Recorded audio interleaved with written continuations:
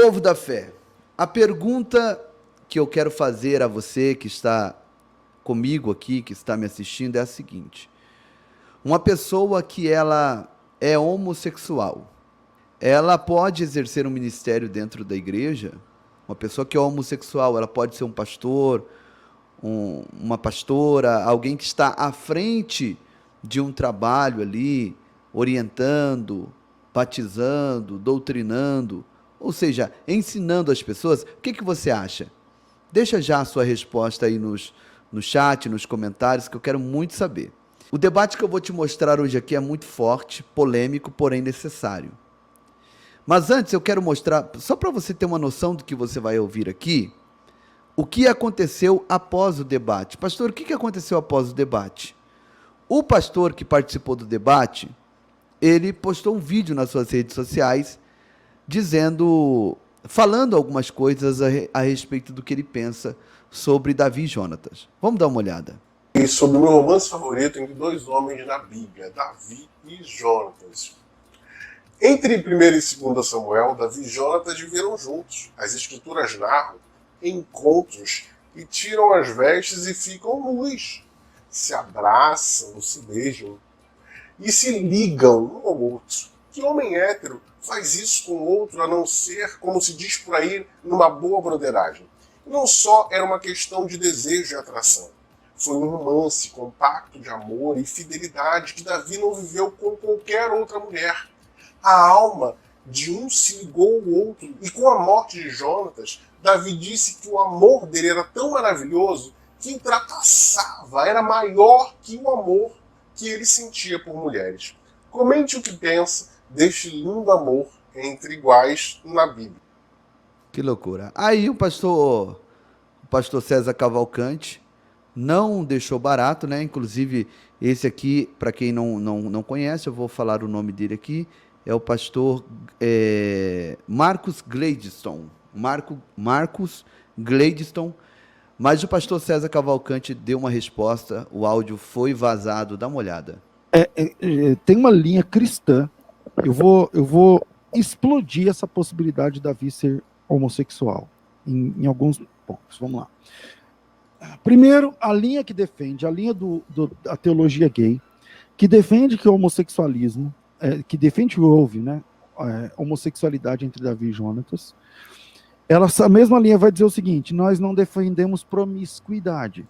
Nós não defendemos promiscuidade. Nós defendemos o amor livre, né, tal, não sei o que, tal, beleza. Se eu vou considerar que o Davi e Jonatas tiveram um affair, eu vou considerar nesse momento, isso não aconteceu, mas eu vou considerar nesse momento que Jonatas e Davi eram gays e que eles tinham sentimentos homoafetivos naquele momento que a Bíblia diz que o amor dele um por outro era maior do que o amor das mulheres. Ok. Se a gente considerar essa questão, se a gente colocar isso na equação, a teologia gay não subsiste até a página 2. Por quê? Porque o Davi, a virilidade de Davi não pode ser questionada. Nem a de Jonatas. Vamos lá. Jonatas era casado. Eu sei disso porque o Jonatas é o pai do Mefibosete. Aquele menino que caiu e tal, quando estava voltando quando o Jonatas morreu na batalha e tal, e a ama pegou, isso é Samuel capítulo 4, e aí ele machucou o pé. Aquele menino é filho do Jonatas, quer dizer, o Jonatas era casado e pai. O Davi era casado, aliás, ele era casado com a irmã do Jonatas. Né? O Davi, ele era casado com a irmã do Jonatas. Era para ser casado com a Merabe, não deu certo, ele se casou com a Mical. E ele amava Mical, e a Mical amava Davi, tá certo? Então vamos lá.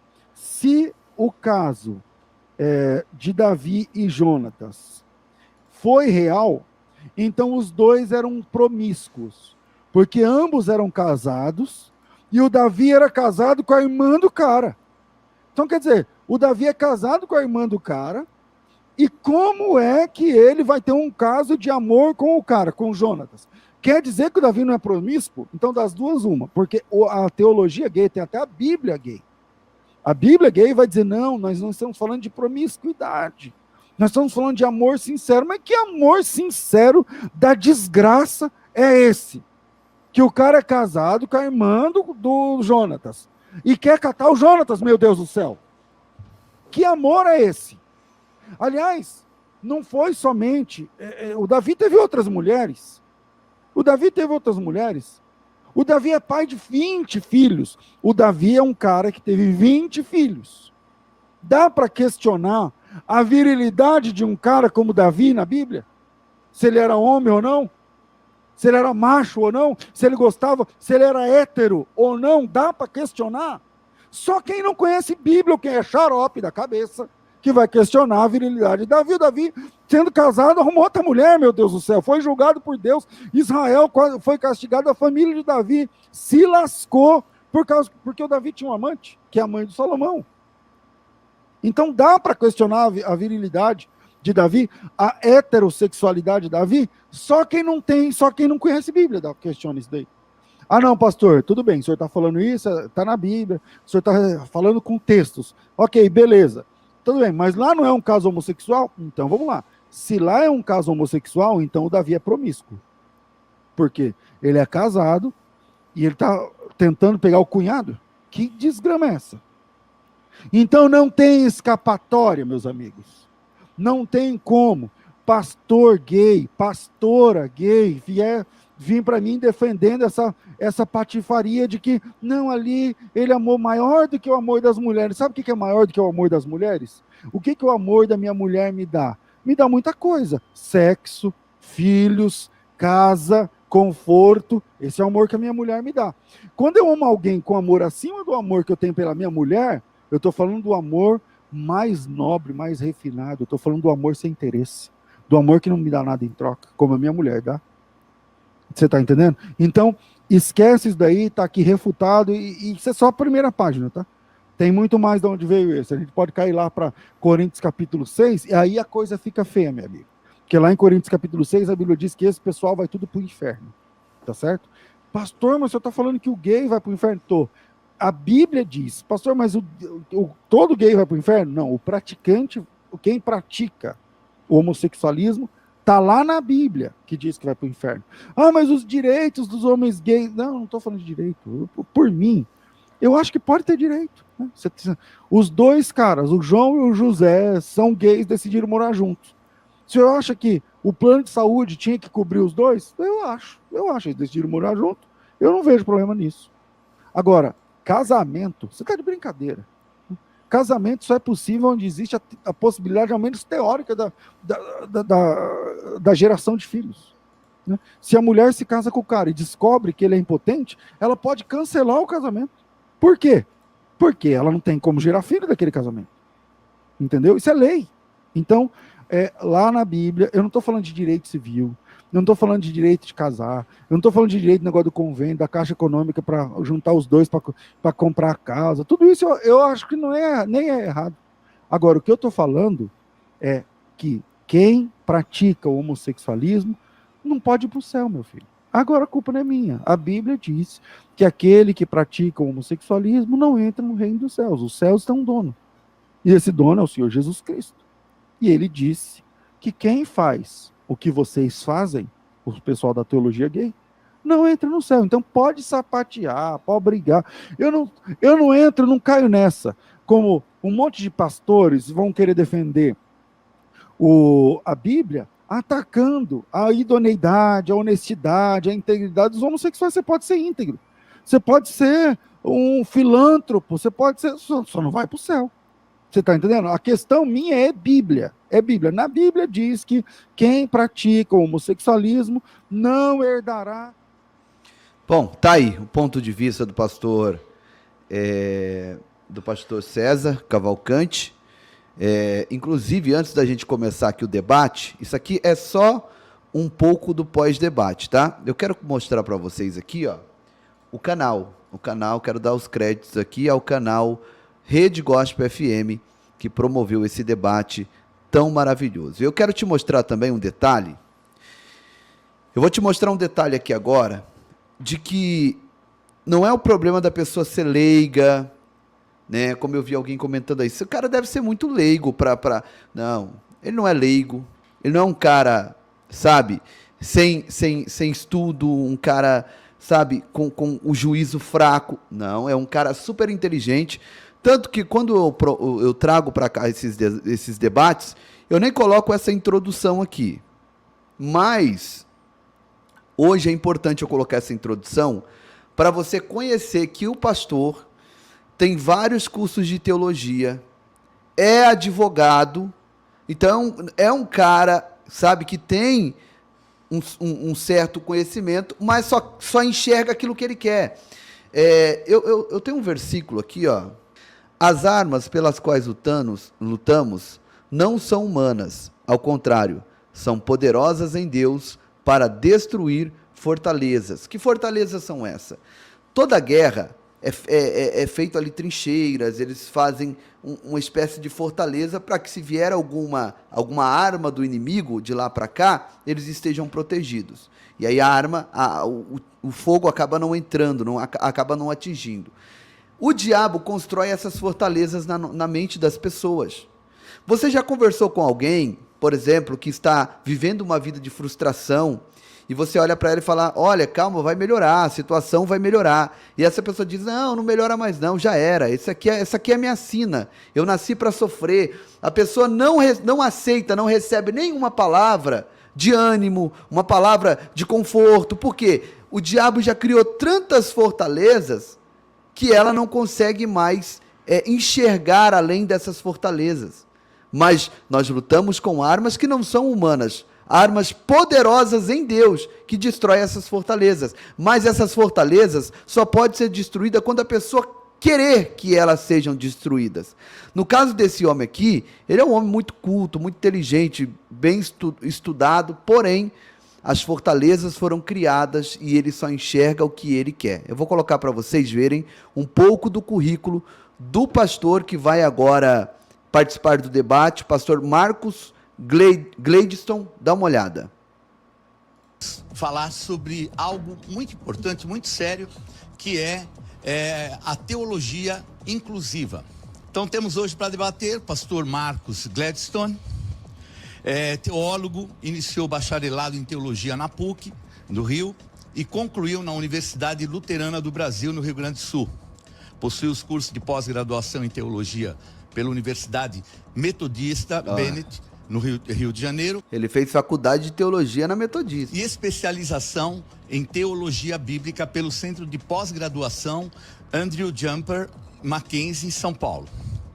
Secularmente é advogado, graduado pela UniMSB, Centro Universitário Moacir Schroeder Bastos, e pela Uniesp, com MBA em Direito pela Fundação Getúlio Vargas, Rio de Janeiro. Exerceu funções de assessor jurídico na Secretaria de Justiça, lotado no PROCON do Rio de Janeiro, e assessor jurídico da Comissão de Defesa do Consumidor da Alerj, junto à OAB do Rio de Janeiro. Foi membro da Comissão de Direitos Homoafetivos e da Comissão de Direitos da Criança e do Adolescente. Então, muito boa tarde. Olha o currículo desse homem, gente. Vocês percebem? Ele só não quer enxergar a verdade.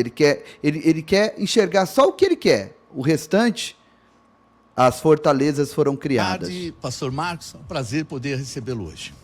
Aí agora eu já vou pular essa introdução aqui, porque aqui é só colocar direto no debate, tá? Vamos lá.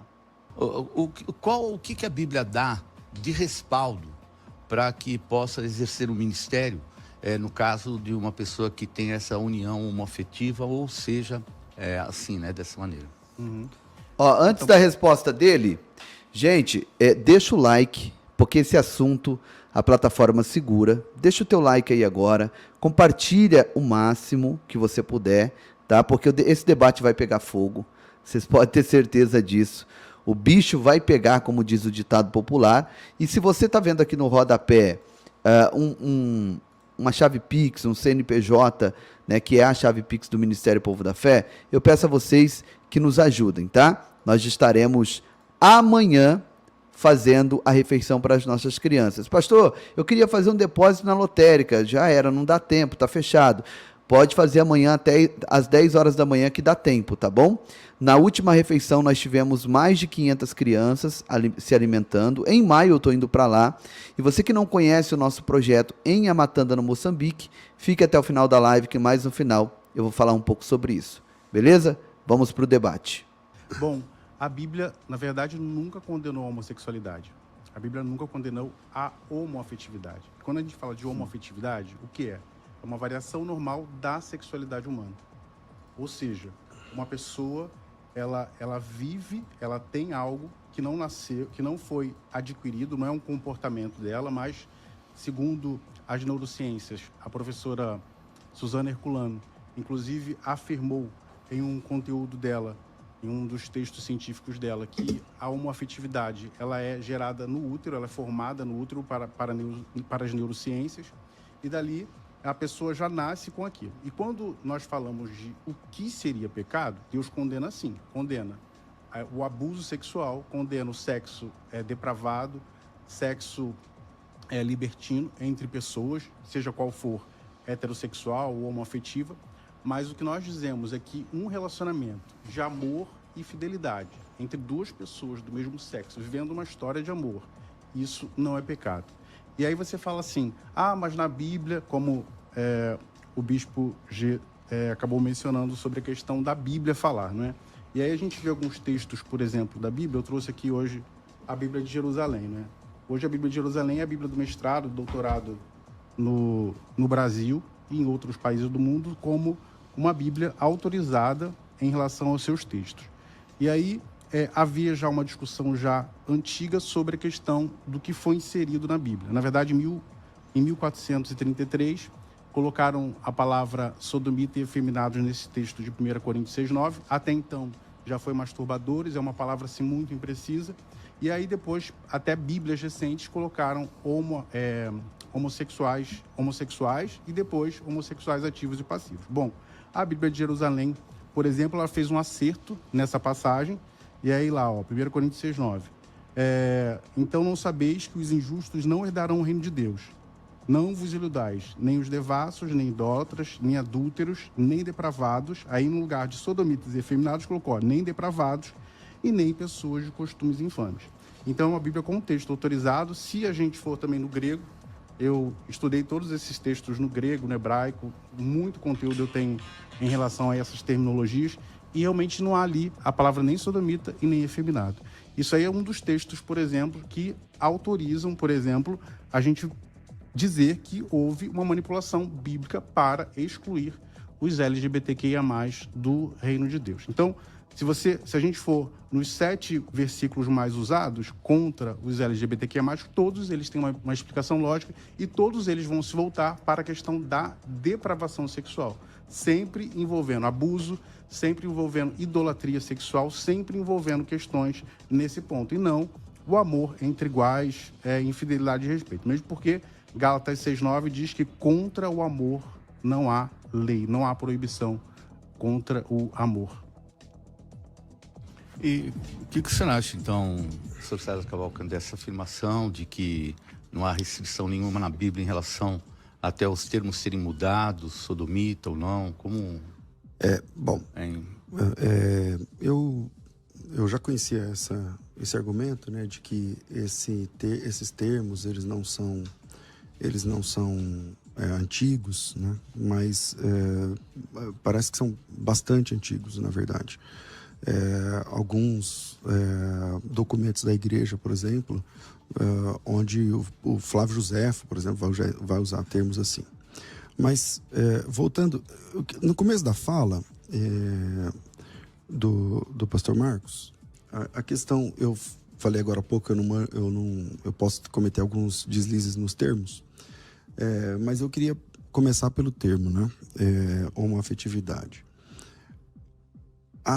A raiz das palavras são muito importantes, na minha opinião. Até porque, se a gente vai fazer, por exemplo, exegese, e vamos nos debruçar, por exemplo, sobre os textos originais, e parece que o senhor tem capacitação técnica para isso é muito interessante, então esse bate-papo aqui promete. Vamos pegar essa palavra, por exemplo, homoafetividade, que significa o afeto entre duas pessoas iguais. Essa palavra, recentemente, num passado não muito longe, mudou o sentido para a questão sexual. Homoafetividade, ou seja, o afeto entre duas pessoas do mesmo sexo, é inclusive bíblico. A gente tem que amar os nossos irmãos, isso é afeto. A gente tem que... Eu amo meu pai, eu amo meu filho, eu amo meus amigos. Eu manifesto afeto, carinho a pessoas que têm a mesma identificação sexual, preferência sexual do que eu. Só que o que a Bíblia condena não é essa afetividade, não é sentir afeto por alguém que tem a mesma, como eu disse aqui agora, preferência sexual. A Bíblia diz em Levítico que quando um homem se deita com outro homem, como se esse outro homem fosse uma mulher, então isso se torna uma abominação.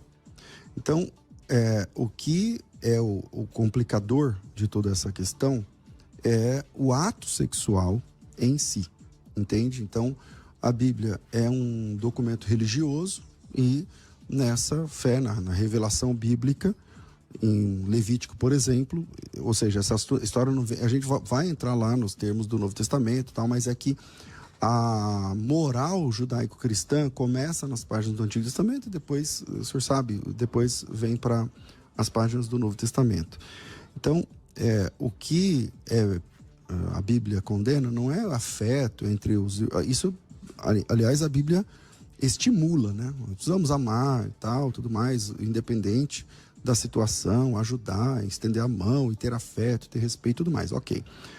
Então essa palavra homoafetividade não combina muito no sentido semântico aqui, porque o que a Bíblia condena, ser homoafetivo, ok, eu também sou, porque eu amo e tenho afeto por pessoas da mesma preferência sexual que eu, mas a questão é o ato sexual, conforme o texto que eu apresentei de Levítico, quando o homem se deita com o outro como se fosse mulher. Isso aí a Bíblia condena, peremptoriamente. Perfeito. E até no caso do amor, né, se a palavra, se não me engano, é a palavra, que é uma palavra totalmente diferente do amor de homem e mulher, né, o ágape, né, ou filéu, que são dois tipos de amor que não é de homoafetividade no contexto sexual, né, vamos colocar assim. Acho que... Então, existem algumas questões que são importantes da gente poder esclarecer, não é? Primeiro, né, no Levítico. Por isso que é importante a gente conhecer os originais. Lutero, inclusive, disse que a inspiração bíblica ela está no original, não só nas traduções. Tem aquele jargão italiano, né? Tradutore. Isso é verdade. Tradutor, né? Isso é verdade. Todo tradutor é um traidor. Eu falo algumas línguas, a gente sabe, a gente pode manipular as línguas com muita facilidade para aquilo que a gente deseja. Até sem intenção, inclusive. Até sem intenção. E aí, por exemplo, Levítico 18, 22 e o 20, 13, a palavra abominação que foi colocada lá é, na verdade, a palavra toevá. E a palavra toevá, ela significa idolatria cultual. Então, um homem se deitar com outro homem é o quê? Uma idolatria cultual. E aí, quando a gente vai na cultura da época, a Bíblia deve ser estudada junto com a sua cultura da época. A gente vê algo que acontecia lá. A cultura cultural de Canaã era o quê? Homens fazerem práticas sexuais com outros homens no sentido de prestarem idolatria sexual a outros deuses. Era muito comum, tinha vários deuses que se faziam isso, os templos que aconteciam isso lá eram muito comuns. A gente vê alguns reis de Israel, por exemplo, Asa tirou os prostitutos cultuais do templo. Por quê? Porque havia essa prática. Então, quando esse texto fala sobre isso, é no sentido de não praticar idolatria cultual e não o amor, quando a gente fala de amor entre duas pessoas do mesmo sexo. Por quê? É claro que Deus ia condenar pessoas indo adorar outros deuses para que pudessem ter os deuses de fertilidade, para que tivesse uma colheita bem abençoada, né, por esses deuses, fosse prestar cultos a outros deuses. E quando Israel chega em Canaã, Deus fala, olha, eu não quero isso, eu não quero esse tipo de condição ou de prática dentro de Israel. E lembrando que o mesmo livro que fala sobre isso, 18 e 22, é o mesmo livro que a gente faz muitas coisas hoje. Por exemplo, Levítico 11, 7 e 8 diz que comer carne de porco é pecado. Levítico 11, 12 diz que comer marisco é abominação. Levítico 18, 19 diz que não pode ter contato com mulher durante o ciclo menstrual. E a gente toca em mulheres, a gente não sabe quando elas estão ou não durante o ciclo menstrual. Levítico 19:19 diz que não pode plantar 2 tipos diferentes de alimento numa mesma plantação. Levítico 19:27 diz que a maioria diz que as pessoas não podem cortar o cabelo. E muitas vezes os homens, por exemplo, né, vão lá e acabam cortando o cabelo, as mulheres cortam o cabelo, fazem barba. Levítico 21:16 diz que não pode se aproximar do altar se tiver um defeito físico, né? Por exemplo, a maioria dos pastores usam óculos, então é um defeito físico, é um defeito físico. Então, quer dizer, pode ou não pode entrar no altar. Então, por que umas partes da Bíblia são selecionadas e outras partes não são selecionadas, sempre quando há o interesse de excluir um grupo de pessoas e até mesmo os LGBTQIA+, nesse caso, essa comunidade que a gente tem aí. Bom, vamos lá. Primeiro, a informação do texto da palavra toevá, né, que o senhor citou aí, com todo respeito, ela não é precisa. Porque essa palavra, pastor, ela sempre significa abominação. Sempre. Em nenhum momento, a menos que dependa de algum tipo de contexto, mas a palavra em si, todas as vezes que ela é empregada no texto original, no hebraico bíblico, ela sempre significa abominação. Ela não tem nenhum tipo, ela não está presa a nenhum tipo de ritual litúrgico, religioso ou coisa que o valha. Para isso... Todas as vezes, pastor, que ela se refere no Antigo Testamento, elas estão ligadas à idolatria cultual. Tá, então vamos lá. Eu apresentei Levítico 20:13. Se você for ver lá, você vê idolatria cultual sempre. Ok, então ficou fácil. Eu apresentei Levítico capítulo 20, versículo 13. O texto diz assim: se também um homem se deitar com outro homem como se fosse mulher, ambos praticarem coisa abominável, serão mortos. O seu sangue cairá sobre eles. Ok, aonde está a idolatria aqui?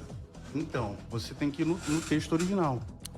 No Toevá. Vamos lá. Se você botar Qual é a passagem? Eu posso até pegar vamos aqui. de novo. Se você pegar um texto no hebraico, aí você tem que fazer uma referência de todos os textos. Se eu soubesse, eu tinha até trazido aqui. Você faz uma referência de todas as vezes que a palavra Toevá aparece no Antigo Testamento. Todas as vezes ela aparece no sentido de idolatria cultual, significando idolatria cultual. Tá bom, então vamos lá. Eu vou ler o texto em hebraico. O senhor lê hebraico? Um pouquinho. Nesses textos eu consigo. Então, mas o senhor é alfabetizado em hebraico bíblico? Eu fiz hebraico bíblico e grego bíblico. Então vamos lá comigo. Veish, ou seja... Oi? Deixa eu ver se tem aqui na Bíblia de Jerusalém, nessa parte, porque também ela tem uns bons comentários, mas vai falando aí. Bom, Veish... Eu queria que você acompanhasse aí. Bom, você está com a Bíblia em português, pastor. Então, é porque ela tem os comentários, aí ela pode nos ajudar a tá pegando. É porque eu não tô com a Bíblia aqui em hebraico. Qual é a passagem? Só para eu... Então, é que assim, ó, eu posso ler em hebraico sem problema algum, mas é que o texto é só a palavra toevá aqui, mas eu posso ler aqui a palavra. É que eu vou ler ela em hebraico, o senhor está com a Bíblia em português aí, vamos lá. Veish, Asher, Ishkav, Et, Zahar, Mishkevei, Isha. Ou seja, se um homem, se deitar com outro homem, outro Ish, como se fosse Isha, como se fosse uma mulher, Toevá, Assu, ou seja, cometeu uma... aí a Bíblia verte como abominação. Bom, eu estou lendo aqui o texto conforme o Moisés escreveu. Não... Ok. O que eu estou dizendo é que, quando eu citei esse texto a primeira vez, o senhor disse assim, toda vez, essa palavra, ela quer dizer algum tipo de imoralidade é verdade, só que relativo a algum culto pagão ou coisa do tipo. Aí eu disse, ok, então apresenta esse culto pagão nesse texto, nessa perícope do texto. Porque se tiver, aí ok, aí você está certinho. Só que se não tiver, aí desmorona o argumento. Então, né? Eu gosto de provar aquilo que eu falo, né? Levítico 18, 22, e aí você vê aqui, ó. É porque você lê inglês também? Leio. Posso até printar para poder... Aqui é Bible Hub, tá? Aqui, ó. Eu citei Levítico 20:13, tá? Só pra gente, o nosso assunto é Levítico 20:13, mas vamos lá. Levítico 18, 22 e 20:13, as duas palavras são toevá. Então, se for se referindo a uma, outra também é a mesma coisa. Correto? Não está correto, pastor. Porque o senhor disse assim, que quando o texto, quando a palavra aparece, ela está Então, aqui eu cercada todas as referências de, dela. ela está cercada de alguma questão cultural. E eu disse assim, me mostra aqui em Levítico Vou 23. mostrar aqui. Aqui tem todas as referências Tá bom, dela. Levítico 23, Tá. pode. Aqui, ó. Nome feminino, abominação. Tá? Lê aqui, ó. Qual o texto que o senhor está lendo? 18, 22. Não, pode ler à vontade, eu acompanho aqui. Aqui, ó. Censo, aqui, ó. Ritual. Aí vamos lá, ó. Às vezes que aparecem a mesma passagem como ritual, tá? De idolatria. Êxodo 18, 22, Gênesis 46, 34, Gênesis 43, T2, Salmo 89, 9, Deus e outras pessoas, se referindo a Deus. Deuteronômio 14, 13, Jeremias. Então, se o senhor não 2, se 7. importa, pastor, E se o aí senhor não você se vai importa, ver- por exemplo, repete para mim os textos. Aqui são muitos. Então, não tem problema, repete, eu anoto, sem problema. Vamos lá.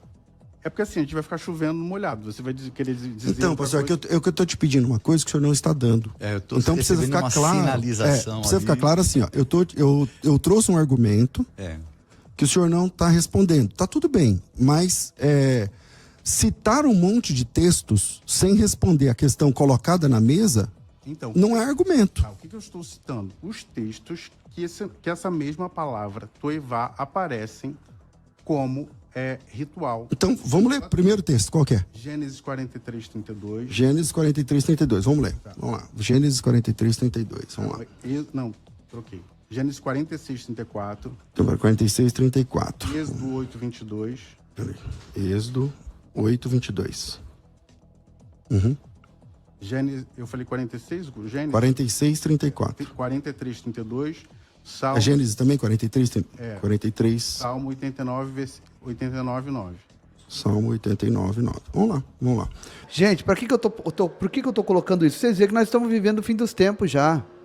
Pastor defendendo isso. O Kleber Lucas, Leonardo Gonçalves, Lana Holder, Gessé Aguiar, Priscila Alcântara. Tem uma turma, gente, abrindo igrejas inclusivas. Tammy Gretchen distribuindo a Santa Ceia. Tammy Gretchen que agora virou não, né? Acha que é homem. Acha que é um homem e está até fazendo o papel de pai, sabe? Como que fica a cabeça dessa criança quando crescer e descobrir que o pai dele é uma mulher, né? Então, vamos ficar ligado porque a Bíblia está se cumprindo em 3D. Vamos lá. O primeiro texto que ele citou é Gênesis 46, 34. Então vamos lá descobrir se lá está referindo a algum culto pagão. Diz assim, 33, 34, perfeito contexto. Quando o faraó vos chamar e disser qual é o vosso trabalho, respondereis: teus servos foram homens de gado, desde a mocidade até agora. Tanto nós quanto nossos pais, para que habiteis na terra de Gósen. Porque todo pastor de rebanho é abominação para os egípcios. Não tem nenhum tipo de relação aqui, pastor. Ele está falando que os pastores, porque a experiência dos filhos de Jacó era pecuarista. Então, quando eles fossem diante de Faraó, ser pastor para eles não era bem visto. Não tem absolutamente nenhum tipo, no primeiro texto que o senhor cita, né, que é Pastor, Gênesis eu tô fazendo 46. referência por mim mesmo, que eu peguei foi a Bible Hub, e é onde ela cita, não estou falando eu estou da minha cabeça afirmando isso. Então a Bible Hub está errada. Não está errada, porque se você ver bem, era uma questão do contexto teológico. Então vamos lá. Naquela época- A Bible Hub, o assunto que o senhor pegou aí não está certo, porque os textos que o senhor está citando, o senhor citou vários textos. Eu posso ir um por um, sem problema algum. Só que eles não dizem o que o senhor está dizendo. Então, só citar textos avulso não vai ganhar o debate. Então, Entendeu? posso... Então, a questão é a seguinte: a palavra abominação que eu citei no primeiro texto de Levítico 20, 13, permanece. É abominação diante dos olhos do Senhor quando um homem se deita com o outro, como se fosse mulher.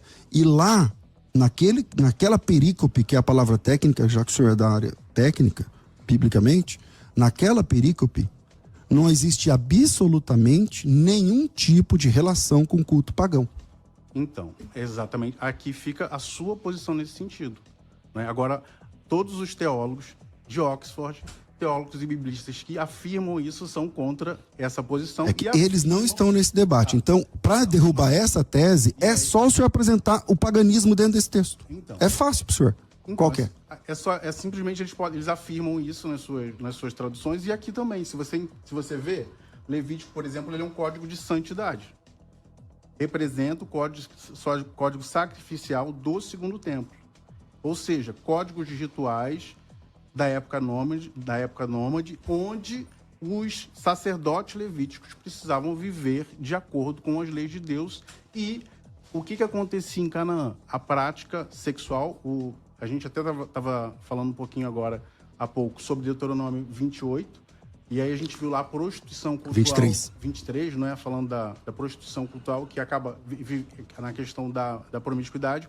E, enfim, a gente vai ficar falando, o senhor vai dizer que não é, mas para os teólogos da teologia inclusiva e vários outros também da linha aí é óbvio, né, pastor? Você é do teólogo da teologia inclusiva, tá certo. A aí linha conservadora também, porque a Oxford Bible também cita isso lá, porque eu não estou com ela aqui, não dava para eu trazer todo o material aqui, mas acaba citando. O que eu acho também, eu queria até fazer também uma propaganda do meu curso de Teologia Inclusiva, está lá no meu canal Marcos Gladstone, é só clicar lá Teologia Inclusiva e aí ele vai ajudar bastante nessas referências, porque lá eu tenho essas referências, eu cito cada livro teológico foi falado, não vou mencionando. E então assim, ó, só para o senhor só para a gente se situar. Então, pastor, mas assim, eu estou respondendo o texto que o senhor citou.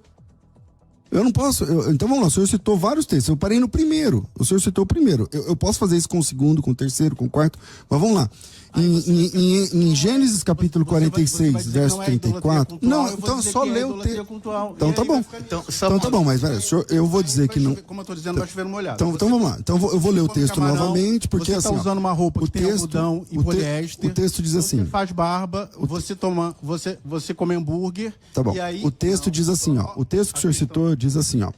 Teus servos foram homens de gado desde a mocidade até agora, tanto nós como nossos pais, para que habiteis na terra de Gozem, porque todo pastor, a palavra todo aqui é kol, em hebraico. Kol. Todo pastor de rebanho é abominação para os egípcios. O que ele está dizendo aqui? Eu não estou... Veja... Você acabou de responder, isso é idolatria cultural. Aonde, pastor? Por que não é idolatria cultural? Eles eram uma abominação, porque para os egípcios era uma abominação a prática de cuidar de rebanho. Então vamos você lá. vê que você mesmo se contradisse no próprio texto que você está lendo. Aí está dizendo que não é. Aí você está afirmando, dizendo que é, porque você quer acreditar assim. Então vamos lá. E aí você o texto. Então, é assim, ó. O senhor está enganado. Colocar o que você quer. Então, o senhor está enganado porque o texto ali colocado de Gênesis 46. É abominação sexual aquilo? Não. É abominação o texto colocado pelo tipo senhor. Então é só ler o texto. É que eu li o texto 3 vezes. Cultural porque os egípcios viam como pecado, entre aspas, fazer esse tipo de cuidado ou cuidar de rebanhos e essas coisas. Então, pastor, os pagãos são os próprios. Cabelo porque tinha as os pagãos são os próprios egípcios, certo? Os idólatras são os próprios egípcios, certo? Os egípcios, que já eram idólatras e pagãos, eles entendiam como abominação o serviço de ser pastor. Mas a palavra se refere à abominação cultural para os egípcios. Então vamos lá. Não é uma abominação cultural só para os hebreus. Então vamos lá. Voltando, o primeiro texto que o senhor cita não sustenta a leitura não da sustenta, própria pastor, porque palavra. O senhor não quer. Não sustenta, você acabou de ler aí. Então é simples, me mostra a idolatria cultural em Gênesis 46, 34. Tá com o senhor a palavra, eu não vou falar nada. Abre em Gênesis 46, 34 e mostra a idolatria cultural entre os pastores de Israel. O senhor acabou de ler, e o senhor já viu. Não, então, me mostra. Então, você acabou de ler. Aquele tipo de idolatria, uma abominação, que é abominação sexual ou abominação cultural? É uma abominação cultural. Para eles era errado essa prática, para eles era como se fosse um pecado fazer esse tipo de questão. E, quer dizer, se não fosse cultural, era liberado. São questões religiosas. O ponto de vista religioso deles era porque era pecado fazer esse tipo de cuidar igual. Em Israel tinha algumas questões sobre a questão de alimentos, de porcos, essas coisas, e no Egito também havia da mesma forma. A questão é a seguinte, essa teologia, bispo, ela apresenta vários textos que, cada um deles sendo analisado, não se sustentam. Cada um deles não se sustenta. É bem claro. Entende? E aí, é só a pessoa é alfabetizada. 1 Coríntios 6,9, o que não se sustenta? Bom, vamos lá pro texto. Só podem terminar esse texto? Eu posso entrar em qualquer texto que o senhor falar. Primeiro Eu quero Coríntios só 9. aproveitar no próprio texto, Por que não se fazer uma sustenta? pergunta para você.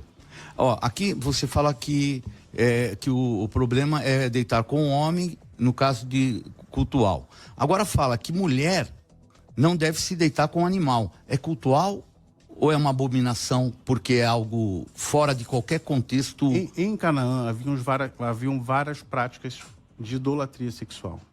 Dentre elas, como aconteciam esses cultos pagãos. Dentro desses templos, famílias que queriam viver algum tipo de prosperidade, alguma coisa, iam se deitar com os prostitutos cultuais. Havia um bacanal. Ele tinha um cavalo também, um animal. Animais. Não, pessoas tinham todos conhecendo a os tipos lá. história, Haviam todos os tipos de práticas sexuais e de muitas outras coisas, tá? E aí o ponto X, né? Vamos sair dessa situação, tá? E aí vamos voltar para o que é homoafetividade. Homoafetividade não é se deitar com animal. Homoafetividade não é se deitar com 50 homens. Homoafetividade é viver uma história de amor e fidelidade entre duas pessoas do mesmo sexo, tá, ok? mas tendo aí, prática sexual. Tendo uma atividade Liberada sexual, diante de Deus. Liberada diante de Deus. E a gente vai ver isso em várias outras formas. Vocês até citaram sobre a questão de como os homossexuais estão na Bíblia, tá? Então vamos lá, a gente falar sobre isso também. Espera, só terminar dessa parte que você só mudou de texto. Porque então, se todas essas coisas que eles colocam aqui, ele fala sobre deitar com animal e outras coisas, ele fala assim... porém, vós guardareis os meus estatutos, e nenhuma destas abominações fareis, nem o natural, nem o estrangeiro que peregrina entre vós. E fala também que não se contaminará com essas coisas. Aqui fala deitar com animal, aqui fala inclusive passar o filho pelo fogo com Moloque, todas elas. Ele coloca todas, tipo todas. De idolatria. Então eu posso queimar um filho sem ser por um Deus. Isso não era idolatria? Não, mas eu posso queimar um filho sem ser por Deus? Aí a gente vai sair da idolatria, né? Então não pode. Tá. Isso era idolatria.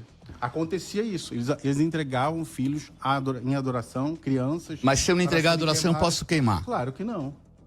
Então acho que eu posso falar a mesma coisa. Claro que não também, homem claro com homem. Claro que não. Não, mas aí depende. Deixa o like aí, gente. A audiência tá baixa, hein? Vamos subir essa audiência. Deixa o like aí. Fecha o chat, deixa o like, vamos pra cima. E paramos então ali nesse momento em Lucas que... 7. Lucas 7, onde tem o termo pais em grego, e que a forma que é colocada é que em outras literaturas é tido como sexo de ordem sexual, né? Mas aí são Eu outras entendi a literaturas, colocação né? do pastor e é um grande argumento se ele conseguisse provar essa... porque aí, tipo assim, se o centurião tem de fato um relacionamento homoafetivo, amoroso, não sei o que, com aquele servo, e aí Jesus curou o rapaz, é como se Jesus estivesse aprovando e tal, tudo mais. É bem interessante o argumento.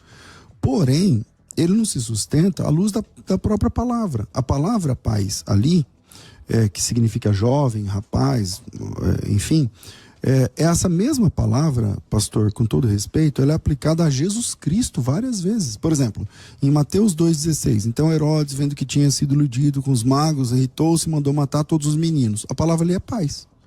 Ele está dizendo que mandou matar todos os servos, como é que o senhor falou aí, escravos sexuais ou parceiros sexuais? Não, são as crianças de 2 anos para baixo, meu Deus do céu, é muito claro no texto. Mateus capítulo 12, versículo 18. Jesus Cristo é apresentado assim, ó: eis aqui meu servo, a quem escolhi, meu amado, a quem minha alma se... pés? Jesus Cristo. Então, Jesus Cristo, o senhor tá... a ideia é que existe algum tipo de contato sexual entre o pai e o filho? Isso é uma blasfêmia. Eu não acredito que você vai defender isso, então não dá. Como eu falei, são contextos diferentes. Lá é um contexto servo e escravo. Os escravos, a palavra pesa no sentido de servo, de senhor e servo, no sentido de conotação sexual. Eu também queria passar rapidinho, gente. Eu tenho meu livro que é a Bíblia Sem Preconceitos. No site igrejacontemporânea.com.br você pode estar adquirindo. Lá tem todos esses versículos comentados, outras passagens também. A gente falou aqui do centurião, lá tem comentado, mas a gente também tem muitas outras passagens que a gente comenta que dão base para que a homoafetividade seja vivida em sua plenitude. Por exemplo, nós temos o texto dos eunucos, né? Jesus disse que haviam os eunucos, e ele falou dos 3 tipos de eunucos. Ele disse que os eunucos eram acolhidos no sentido de responder sobre divórcio e casamento, e ele fala, olha, ainda existem os eunucos. Verdade. E a gente sabe muito bem que os eunucos, naquela época, muitos deles eram adquiridos também para fins sexuais, e Jesus sabia disso. Muitos imperadores se casaram com eunucos. Nós temos Alexandre o Grande, que teve uma vida, uma história com um eunuco Bagoas. E Jesus sabia disso. E aí Jesus chega e fala, olha, os eunucos vão ser aceitos, os eunucos vão ter espaço no reino de Deus. Então, são várias outras questões que Deus vai lá e abre um leque. E é lógico que eu nem sei como esse texto ficou na Bíblia, que eu acho que podiam até ter tirado dela para poder sustentar que os homoafetivos não seriam aceitos no reino de Deus, mas ficou lá. Bom, Mas, vamos lá. o contexto que ele falou não é esse, não, viu? Não, vamos lá. É do casamento. Mateus 19 é um assunto, ele diz corretamente sobre o divórcio. Quando termina a frase, eu não vou entrar no assunto do divórcio, porque é um assunto, já está terminando o programa, né? O assunto lá é o divórcio, né? Entre um homem e uma mulher. O verso 10 diz assim, disseram então os discípulos, se essa é a condição do homem relativamente à mulher, não convém casar, ou seja, ficar sem casar. Versículo 11, Jesus, porém, disse, nem todos estão aptos para receber esse conceito, mas apenas aqueles a quem é dado, ou seja, Então, tá vendo? a palavra... Apenas a quem foi concedido. Nem todo mundo ia entender e aceitar isso, né? O isso que ele está falando é ficar sem casar.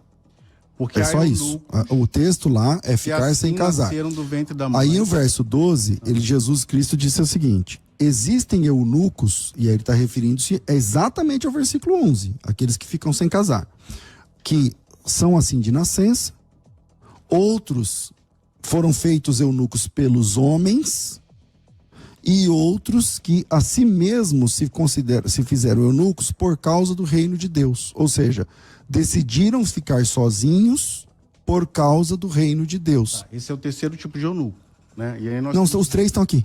Então, terceiro tipo de eunuco. Nós temos 3 tipos de eunuco aí. O primeiro, Nasceu os eunucos de nascimento. do sol, né? No hebraico, nós temos os eunucos do sol. Né? Pastor, o texto do Novo Testamento é grego, não é hebraico. No hebraico nós temos 2 tipos de eunucos. Os eunucos do sol, o Sar e Zamã. E os Mas a gente está lendo um texto do Novo Testamento agora, pastor, grego. E os eunucos feitos pelos homens, o Sar e Zadã. Isso no hebraico. No grego, Jesus introduz mais uma terminologia, que são aqueles que se fizeram assim por causa do reino de Deus. E aí vamos voltar lá nos Sar e Zamã, né, que são os eunucos do sol. Eunucos desde que viram o sol, desde que nasceram. Quem seriam esses eunucos? Pastor, me apresenta já que é assim, o texto de Mateus vamos lá. Assim? Aí eu vou falar. É difícil porque assim, ó, o senhor apresenta um texto de outro, não tem nada a ver. Então vamos lá. O senhor está falando de negócio de eunucos que viram para o sol, não sei o que lá. OK. Isso é hebraico. Vamos lá. OK. Cultura hebraica. OK. Você sabe. OK, hebraico, me apresenta o texto. Sar e Zamã e o Sar e Zadã. OK, me apresenta o texto. Isso é da cultura hebraica. Sar e Zamã, se você estudar sobre os eunucos... OK, me apresenta o texto. Qual é o texto, pastor? O versículo. Não é teologia que o senhor ensina? Então, versículo. Vamos lá, Mateus 19. Temos os 3 tipos de eunucos aí. Então, Mateus 19 não é hebraico, pastor. Mateus 19 é grego. Sim, o texto é grego. Mas Jesus está fazendo referência aos 2 tipos de eunucos do Antigo Testamento. OK, de qual texto do Antigo Testamento? Me dá o texto. E aí, assim, me dá o texto, aí você quer que eu vá lá no texto. Você tá com o computador, é fácil assim, jogar no laptop. Não, mas eu te dou o computador sem problema nenhum. Tá aqui. No meu computador poder fazer isso aí. Tá aí, pode usar. Então vamos em Mateus 19. Eu só tô com a Bíblia aberta aí no computador. Não, eu vou citar aqui, fica mais fácil. Mateus 19, o eunucos que nasceu assim, tá? Vamos lá. Isso aqui é neurociências, tá? A homoafetividade não é comportamental. Aí vamos ver o que a neurociências diz, né? A preferência sexual é determinada biologicamente, ainda no útero, o que faz da homossexualidade uma variação, já que a maioria das pessoas da população é heterossexual. Ou seja, os eunucos que são assim desde que viram o sol, nasceram já assim, os de nascimento, por que não seriam os homoafetivos que também têm esse mesmo entendimento aqui? Vamos lá, os eunucos castrados, feitos pelos homens, o Sar e Zadã, que é o outro tipo de eunuco. Sares Adã feitos pelos homens. Os transexuais, inclusive, podem caber muito bem, se encaixar aqui. Não estou falando que é exatamente a mesma coisa, mas o que Jesus estava lá fazendo referência? Que haveriam, num determinado momento, um espaço onde eles poderiam ser incluídos. Ou seja, nesse texto de Mateus 19, Jesus está abrindo um leque para que a comunidade LGBTQIA+, pudesse ser aceita dentro do contexto da igreja cristã. Tá bom, agora e aí eu entendi esse argumento, pastor. E aí eu quero falar o seguinte, né, assim, a Bíblia não tem nada, absolutamente nada, que condene a homossexualidade. Ok, não tem agora... um texto que não tenha sido manipulado ou com uma teologia deturpada para que fizesse com que as pessoas acreditassem que os homossexuais fossem condenados. Ok, agora, pastor... Amor e fidelidade. Ok, agora vamos para a Bíblia. Agora vamos para a Bíblia. E não neurociência, não sei o que lá. Mateus 19 na Bíblia. Em Mateus... Então, mas Mateus 19, o senhor cita o texto, que é grego, e se vale de uma palavra hebraica, que o senhor está dizendo que é essa palavra, que tem a ver com eunuco, não sei o que lá, que nunca viu o sol. Quando você estudar essas passagens no hebraico... Mas as passagens que o senhor não me dá? As passagens que o senhor não me fala? Depois essas? faz o meu curso, entra lá, é Marcos Ladistone no YouTube, então, tá lá Teologia Inclusiva. Então, se o senhor é o professor, por que o senhor não fala o texto? Esse tema, eu de cabeça agora não vou poder falar. Tá bom, então se o senhor não sabe de cabeça, não dá para falar. Entendeu? Então vamos lá. O texto de Mateus capítulo 19 diz assim, ó, palavras de Jesus: há eunucos de nascença. E a palavra eunuco aqui é grega, eunuchos, que tem a ver com a pessoa que tem que fica eunucos. Sem marido, sem esposa, no caso aqui sem esposa e tudo mais. Outros foram feitos assim pelos homens. Os castrados. Como é que uma pessoa se torna homossexual por causa dos homens? Explica pra mim. Se essa palavra aqui significa homossexual... Eu não tô falando que essa palavra significa homoafetivo. O senhor disse que é homoafetivo. O senhor vai voltar atrás? Eu estou dizendo que esse texto, ele insere no contexto bíblico uma visão de que os homoafetivos podem ser aceitos. Por quê? Tá, mas se é eunuco, se o senhor deve estar vendendo em cima da palavra eunucos, como é que um homoafetivo se torna um homoafetivo feito pelos homens? Explica pra mim. Ponto 1, são 3 tipos, né? Então vamos lá, os eunucos do sol, os eunucos de nascimento. Que o senhor não está mostrando o texto lá, tá tudo bem, os ok. Eunucos de nascimento, tá? Eunucos de nascimento. Os homoafetivos. Tá. Por quê? Porque eles já nasceram assim do útero, tá? Cujo texto o senhor não apresenta, que tem que fazer seu curso, eu entendi. Agora o segundo tipo. Que o senhor deveria fazer, porque aí o senhor vai poder ter uma visão mais isso, exatamente. Ó, quem quiser fazer... Quem quiser fazer o curso do irmão aí, ó... Eu não vou falar o que eu queria falar, não. Deixa quieto. Vamos seguir. Vocês veem que eu não interrompi o debate nenhuma vez, hein? Quem que fizer seu curso, eu mostro esse texto que o senhor não consegue lembrar. E aí, o segundo tipo... E aí o segundo tipo... Foram feitos pelos homens. Pelos homens, eram os castrados. Esses não são mais homossexuais? Vamos lá na história dos castrados. Os castrados eram objeto sexual, objeto de desejo de muitos homens naquele tempo. Inclusive, como hoje, muitos transexuais, né, são objeto de desejo por outros homens, e isso acontece. Não que eu esteja validando o sexo promíscuo, como acontecia naquela época. Mas, olha a ótica de Jesus. Vamos hoje, né? Então, o transexual vive uma história de exclusão, de... Não, pastor, vamos pro texto aqui. Vamos pro texto, porque está terminando o tempo, e aí vai parecer que o argumento... o senhor não está tendo argumento. Assim, ó, tem 3 tipos de eunucos aqui. Eunucos do... Eu falei do segundo. O senhor está dizendo que esse eunuco aqui significa o homoafetivo. Eu estou dizendo, me mostra o texto. Não tem que fazer seu curso. Ok, eu não tenho interesse agora, mas tudo bem. Tá, agora no segundo tipo, o segundo tipo... estudado mesmo, você teria visto, saberia. Isso é rápido. Então, eu não estudei. O senhor pode me apresentar o texto do seu curso? Não tem. O senhor não sabe o texto. Eu tenho aqui, então tá bom. Quer que eu pegue o dicionário bíblico onde a gente tem isso aqui? Por favor. Enquanto o senhor acha aí, vamos lá. O segundo texto, o segundo eunuco, tipo de eunuco, é aqueles que se fizeram eunucos pelos homens. Então quer dizer que um homem pode transformar o outro homem em homoafetivo, meu Deus do céu. Neemias, Daniel. Entendeu? Então o senhor está dizendo que um homem pode fazer o outro virar um homoafetivo? Não estou falando isso. Então desmonta seu argumento, meu amigo.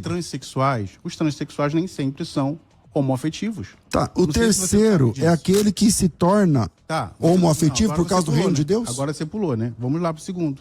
Eu só pulei porque o senhor não tem o argumento do segundo, o senhor tem que fazer seu curso, não sei o quê, tudo isso. Não. Nem todo transexual, ele é homoafetivo, tá? O transexual, ele pode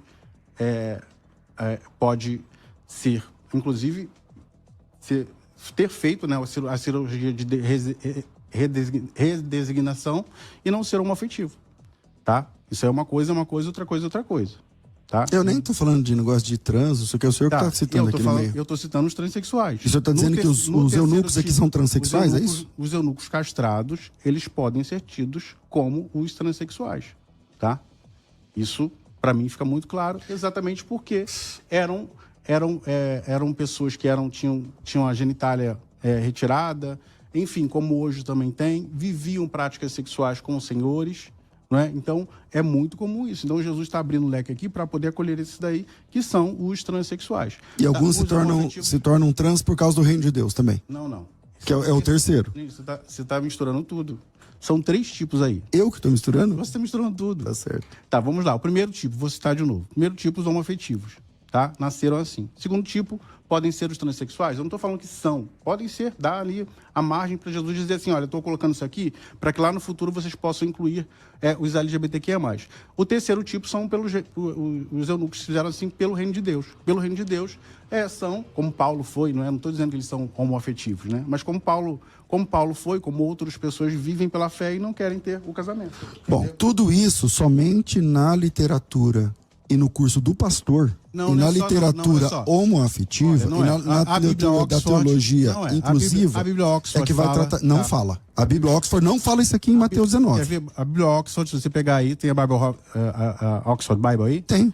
Então, se você falar no texto de 1 Coríntios 6,9... Não, peraí, pastor, nós estamos discutindo Mateus ou 1 Coríntios? Porque em Mateus não fala. Tá. Se você pegar 1 Coríntios 6,9 lá na Bíblia... Ok, pastor, mas nós estamos em Mateus, certo? Vai dizer o Nós quê? estamos em Mateus até agora, certo? Mas aí eu cito o argumento, você quer pular para outro.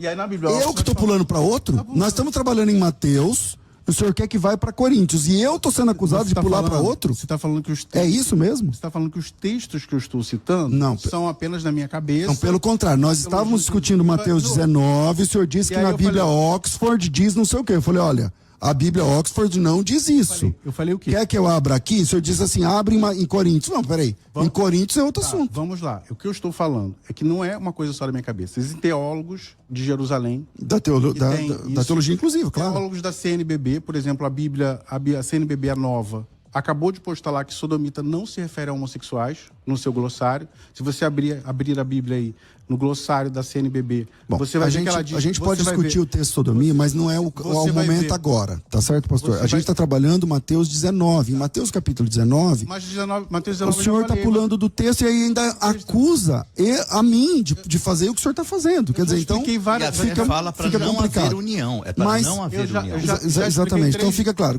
Quem quiser entender tem que fazer o curso Não, do não é, pastor não é. e Gente, tal, tudo mais. E Olha só, a é Bíblia, isso aí. Assim, a Bíblia Oxford, ela cita vários em textos que usam contra os homossexuais.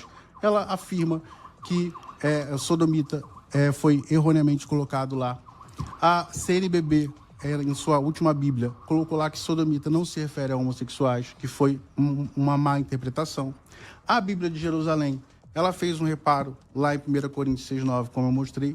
Teólogos do mundo inteiro, John Bosnan, uma sumidade, ele fez um livro recente e colocou vários tipos, recente não, já tem um tempo já, e que até o século, até a Idade Média, haviam relacionamentos e bênçãos para casais homossexuais no seu livro. Então, não é só uma coisa que vem na minha cabeça, ou do meu curso, ou tudo mais. O que eu falo do curso é porque a pessoa vai poder entender melhor, não num debate, Então, né? Assim, só quero deixar claro a todos os ouvintes, incluindo os homoafetivos ouvindo a gente, que a teologia bíblica é a do texto bíblico e não a do que as pessoas falam do texto bíblico. Toda vez que ele apresentou uma palavra, vamos para o texto original e vamos para as ocorrências daquela mesma palavra, ocorrências dentro do mesmo texto. Essa é a teologia bíblica. Então, o que Se que são os você quer eunucos? conhecer... O que são os eunucos, então? Eu Me fala o que apresentei... são os eunucos. Eu não falei agora há pouco, Não, pastor? você não falou. Então vamos voltar no texto. Então fala o que são os eunucos, então. Vamos embora voltar no texto. O texto diz que quando Jesus que diz... são os eunucos? Eu vou explicar, sem problema nenhum. Sem problema nenhum. Jesus Cristo diz, os apóstolos disseram, então não convém casar. Não. O homem não tem mulher.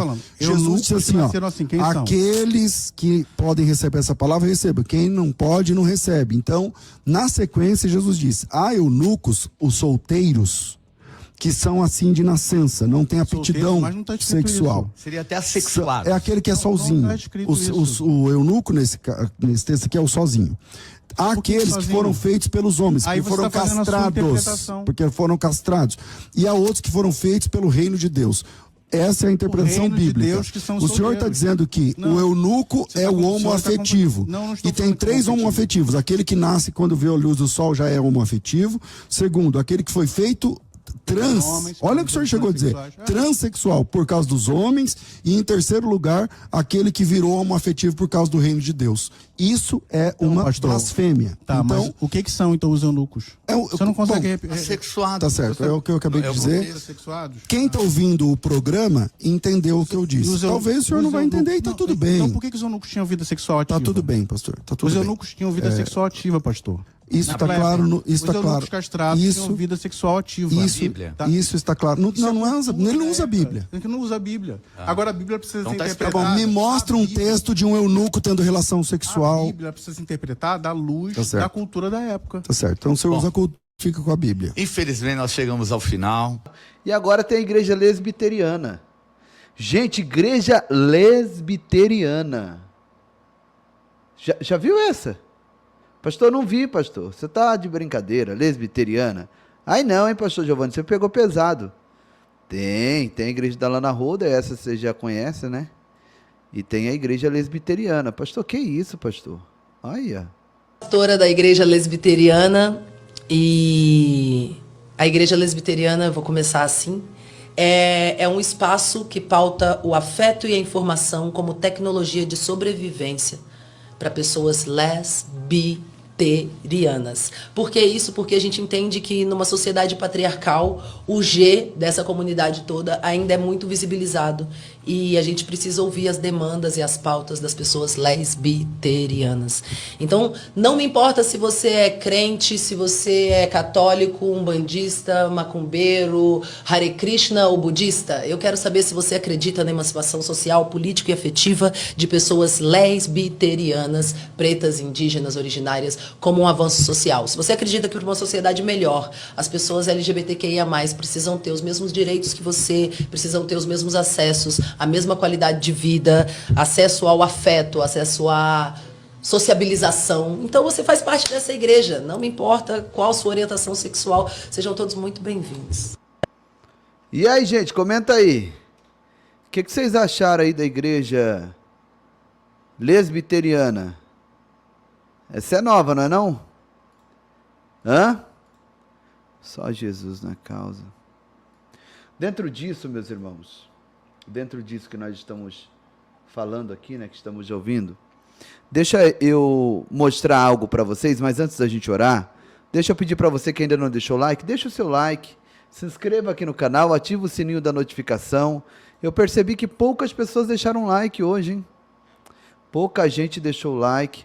Deixa Deus te usar aí, deixa o seu like para nós rompermos esse algoritmo, alcançarmos mais vida, mais pessoas, em nome do Senhor Jesus, tá bom? Faça isso aí agora, tá? Gente, amanhã nós temos um desafio da refeição das nossas crianças lá em Moçambique, tá? Nós temos o desafio da refeição, o almoço, que todos os sábados e terças são feitos, tá? E eu gostaria de contar com a sua contribuição, com a sua ajuda, para a gente fazer essas crianças, né? Olha aí, fazer essas crianças se alegrar, tá? Olha a carência, né? Dessas crianças, olha aí, ó, por um copinho de suco. Isso aqui, ó, é as crianças querendo um suquinho delas aí, e junto com a refeição, nos ajude aí na refeição de amanhã, servir aí um arroz, um feijão, um copinho de suco, tá? Um pedaço de carne de frango, né? Fora os adultos que vêm também, né? Na última refeição terça-feira agora, foram quase 600 pessoas que se alimentaram. 500 crianças e o restante adulto, tá? Olha aí as bacias, né, de feijão, as bacias de arroz, de carne, né? Eu gostaria que você me ajudasse nesse dia de hoje, tá? Você que é uma pessoa dizimista e você congrega em uma igreja própria, tá? Uma igreja própria. Eu gostaria de pedir a você que de repente a igreja própria, o pastor já está abençoado, tem várias filiais no Brasil, né? Igrejas famosas aí, ajude essas crianças na alimentação. Envia o seu dízimo, a sua premissa, né? Para nós saciarmos a fome dessas crianças, tá? Muitas pessoas, uma das perguntas que eu mais recebo de pessoas, que eu recebi no mês passado, era de pessoas perguntando: pastor, é pecado eu dizimar no Ministério Povo da Fé, congregando em outra igreja? Gente, você não está dando dízimo para a igreja. Você não está dando dízimo para pastor. Tá bonito mesmo, Darlison. Você está agradecendo aquele que tem te emprestado fôlego de vida. E a sua gratidão, você tem liberdade de entregar onde você quiser. Ninguém é dono de você. Ninguém é dono da senhora e nem dono do senhor. Eu não sou dono da minha esposa, eu não sou dono dos meus filhos, eu não sou dono de nada. E muito menos dono daqueles que congregam comigo. Tem igrejas que você dá o seu dízimo pouca diferença vai fazer lá. Porque lá tem dizimistas que dizimam 5 mil, 10 mil reais. E o seu dízimo de 500, de 800 ou do valor que quer que seja, vai fazer a diferença aqui, ó, no prato de comida para essas crianças. Sabe? Nessa generosidade, que é o que Deus espera de mim, de você, de cada um de nós. Evangelho é generosidade. Evangelho é ajudar o próximo. Evangelho é proporcionar ao nosso próximo o alimento, e não só o alimento espiritual, o alimento físico também. Enquanto nós estivermos aqui na terra, nós precisamos do alimento físico. Nós somos carentes do alimento físico. E eu quero que você nos ajude para amanhã nós fazermos a compra já nas primeiras horas, né, do dia, né? Olha aí, ó, essa compra que foi feita aqui para uma refeição, né? 3 fardos, caixas de frango, né? Tem frango inteiro, tem asinha de frango também, sabe? Salgadinho, às vezes a gente dá suco, né? Tudo isso é com os dízimos e as ofertas de vocês. É o que você tem enviado, é o que você tem mandado. E Deus, Ele tem feito essa obra gloriosa. Então eu peço a você, ajude-nos no nome do Senhor Jesus. Deus abençoe a todos que estão dizendo aí que vai nos ajudar, tá? E eu creio que amanhã, né? Amanhã, nas primeiras horas do dia, faça a sua remessa. Hoje, se você puder fazer, né? Faça agora, não deixa para amanhã não, tá? Aqui abaixo tem a chave Pix, tá?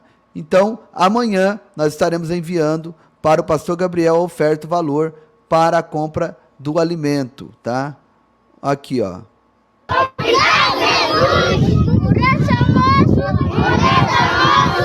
Abençoe os irmãos.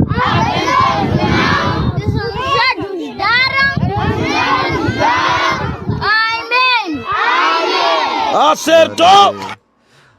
O número da conta tá aqui abaixo, tá? Vai aparecer o nome Ministério Povo da Fé. Tem conta dessas contas aqui, né? Principalmente o número do telefone, que é um Pix também, do Banco do Bradesco, vai aparecer o meu nome.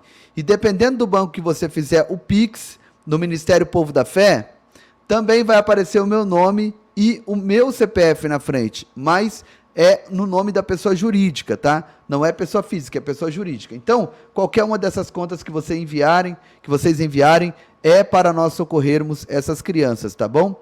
Você que encontra mais facilidade de enviar pelo Pix, do telefone, né? Faça isso. Vamos tirar o rato da mão dessas crianças, ó. Salva no teu contato aí o WhatsApp, me chama também, tá? Se quiser mandar pelo CNPJ, tá aí. Tem o número da conta da Caixa Federal, né? O número do WhatsApp que tá aqui, eu tô com o telefone aqui em mãos e hoje eu vou tirar um horário para responder os irmãos, tá bom? A minha esposa vai entrar também ao vivo daqui a pouco no canal dela, vou colocar aqui para vocês.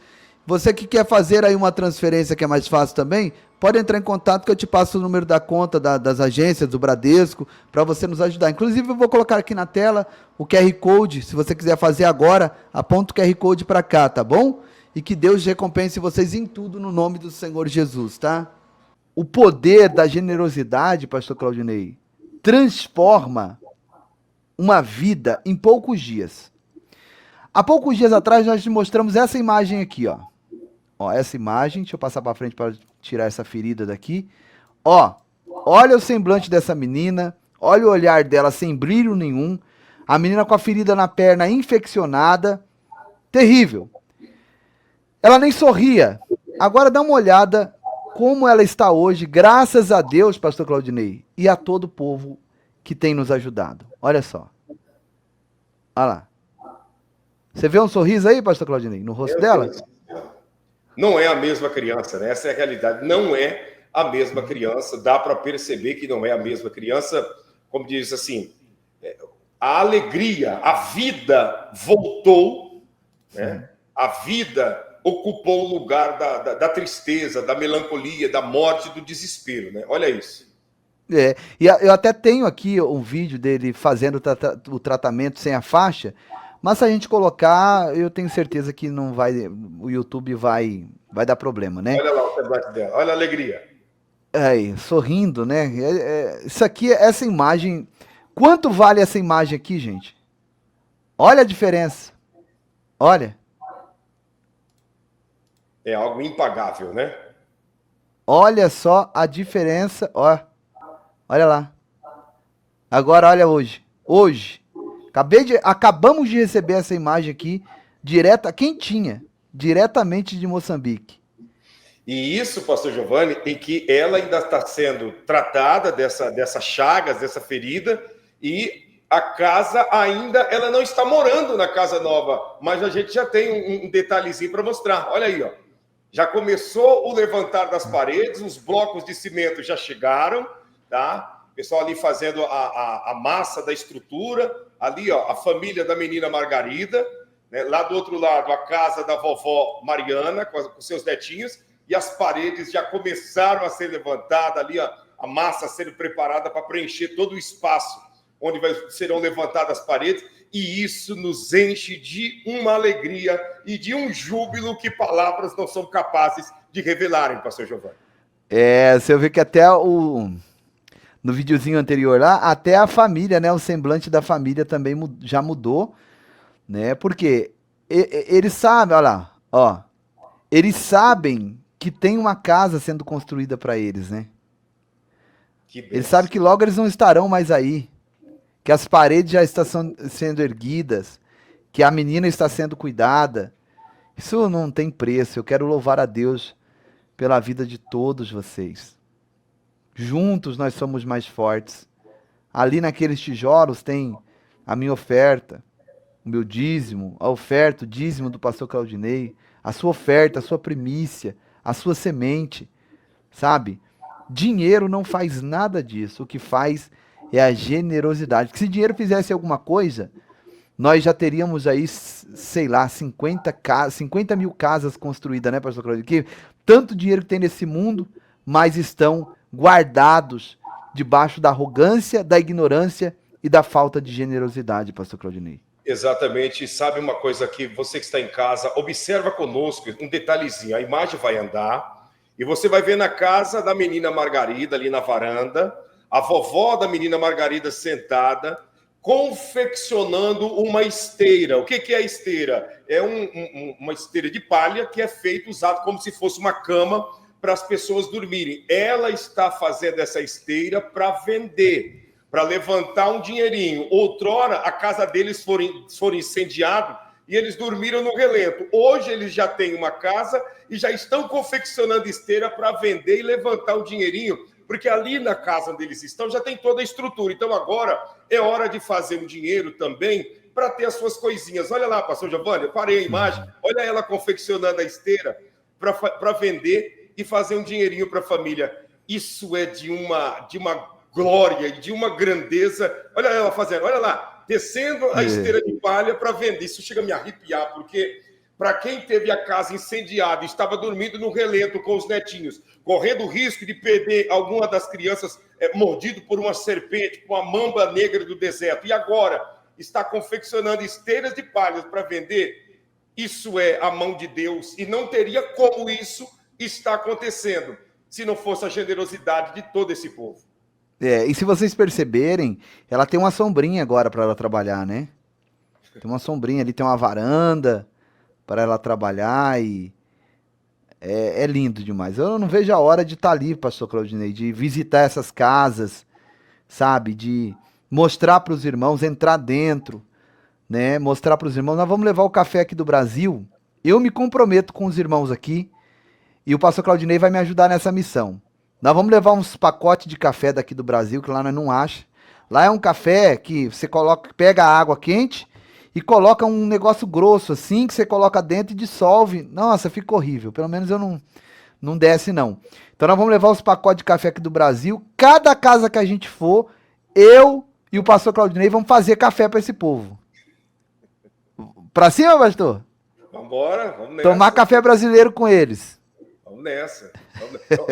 Desde já eu já prometo. Eu não prometo tomar o café, mas eu prometo fazer. Vamos pra cima. Você não toma café, é verdade. Eu não sou chegado no café, não, mas eu prometo fazer e levar junto contigo na bagagem o café para esse povo aí, viu? Sim, né? Pega uma garrafa, né? Garrafa de café, leva também na mala e vão pra cima. Vai ser muito bom. Vai ser glória de Deus. Gente, nos ajude nesse desafio que nós estamos de construir essa casa. Hoje está sendo levantadas as paredes e nós temos aí, pastor Giovanni, um prazo muito curto, porque a qualquer momento a família ou o proprietário daquele barraco de palhas pode chegar e dizer para a família da menina... fugiu o nome dela aqui agora, meu Deus do céu. Albertina. Albertina. Pode falar para a família da menina Albertina, saiam da casa porque eu voltei e eu quero a minha casa. Mas não dá para sair porque tem criança, então eu estou tocando fogo nesse amontoado de palhas aí agora. Então, para evitar esse constrangimento, nós então precisamos com urgência concluir a construção dessa casa. Minha esposa tomou um susto aí, pastor Giovanni. Mas ele vai tomar, viu? Eu vou ensinar ele a tomar café, pastora Valquíria. Pastor Claudinei, só fugindo um pouquinho só aqui, nós tivemos agora uma pergunta e uma resposta na linha do tempo fantástica. Vou colocar aqui, só para a gente já volta pro assunto generosidade. Olha, a Carolina perguntou, engraçado que quando era esquerda no poder, não tinha um anticristo. Aí a Ceci, 22, respondeu, a esquerda já é do diabo, não iria enganar mais. Eu achei muito interessante aí.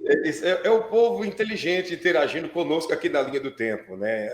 As pessoas que pensam, ligado na linha do tempo, não estão apenas assistindo uma live, estão ligados na linha do tempo, porque sabem que é a linha do tempo que faz uma live acontecer também, pastor Giovanni. Sim, a irmã aqui tá contigo, parei de tomar café fazendo jejum com vocês, pastores. E os irmãos, descobri que café é vício, realmente.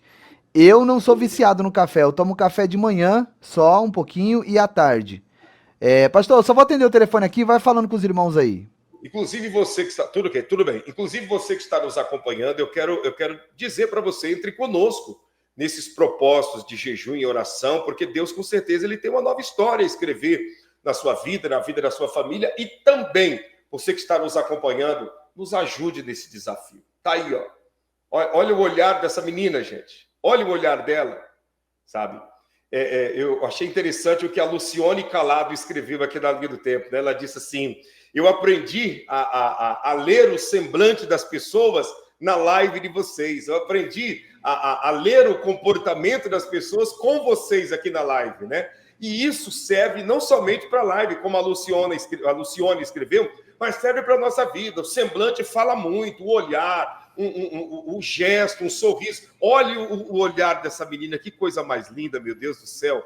Isso daqui, ó, olha o olhar dela de esperança, e logo alguém fala alguma coisa para ela, quem sabe dizendo assim, a partir de agora você vai ficar curada 100%. Olha a irmã dela sorrindo, e ela olha para a irmã e começa a sorrir também.